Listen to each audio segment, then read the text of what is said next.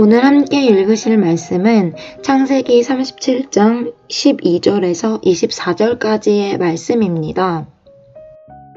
그의 형들이 세겜에 가서 아버지의 양떼를 칠 때에 이스라엘이 요셉에게 이르되 내 형들이 세겜에서 양을 치지 아니하느냐 너를 그들에게 보내리라. 요셉이 아버지에게 대답하되 내가 그리하겠나이다. 이스라엘이 그에게 이르되 가서 내 형들과 양떼가 다 잘 있는지를 보고 돌아와 내게 말하라 하고 그를 헤브론 골짜기에서 보내니 그가 세겜으로 가니라. 어떤 사람이 그를 만난즉 그가 들에서 방황하는지라. 그 사람이 그에게 물어 이르되 내가 무엇을 찾느냐.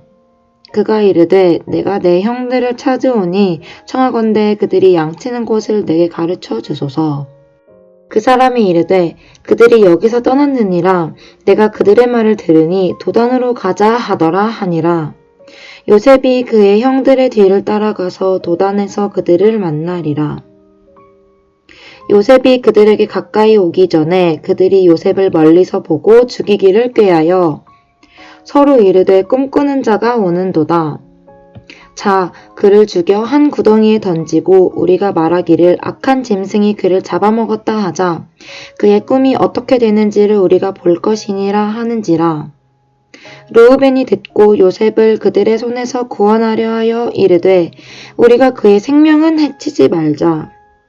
르우벤이 또 그들에게 이르되 피를 흘리지 말라. 그를 광야 그 구덩이에 던지고 손을 그에게 대지 말라 하니 이는 그가 요셉을 그들의 손에서 구출하여 그의 아버지에게로 돌려보내려 함이었더라.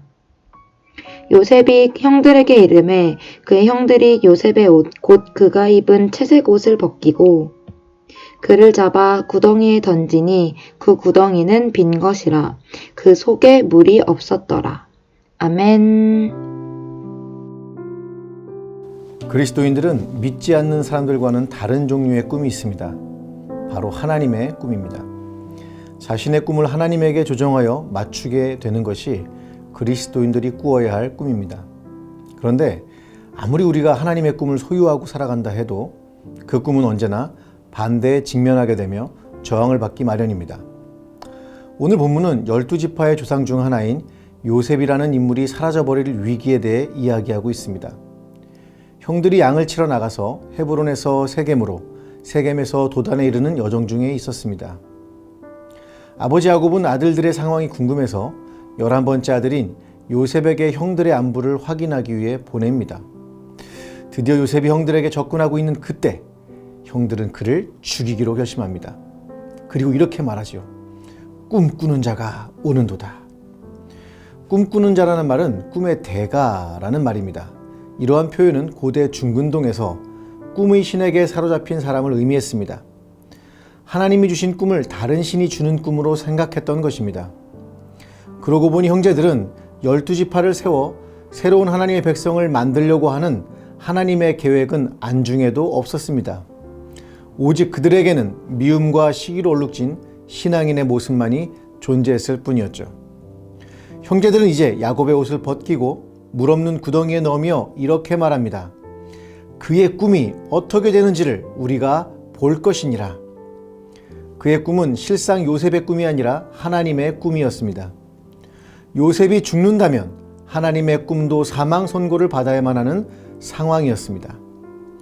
우리가 하나님의 꿈을 가지고 살아갈 때 우리는 요셉과 동일한 경우를 만나게 됩니다. 왜냐하면 그 꿈은 인간이 도저히 상상할 수 없는 꿈이기 때문입니다. 오래전에 한 목사님이 계셨습니다. 그분은 비가 새는 천막교회를 세우고 사과개짝을 놓고는 설교를 했습니다. 비가 오는 날 기도하고 있는데 자신이 세계에서 가장 큰 교회에서 설교를 하는 환상을 보기 시작합니다. 그래서 눈을 번쩍 떠보았습니다. 그런데 천정에서는 비가 주룩주룩 새고 있었고 밥을 여러 끼 먹지 못해서 배가 꼬르륵 꼬르륵 하고 있었습니다. 처량한 마음에 다시 눈을 감았습니다. 내가 그렇지 뭐 하면서요. 그런데 눈을 감고 잠시 후에 아까 보았던 환상이 보이기 시작합니다. 눈을 뜨면 처참한 현실이, 감으면 꿈이. 드디어 그 목사님은 나가서 외쳤습니다. 하나님이 세계에서 가장 큰 교회에 대한 비전과 환상을 주셨습니다. 사람들은 뭐라고 했을까요? 네 꼬락서니를 봐라. 정신 안 차리냐? 미쳤냐? 사람들은 손가락질하며 비웃었습니다.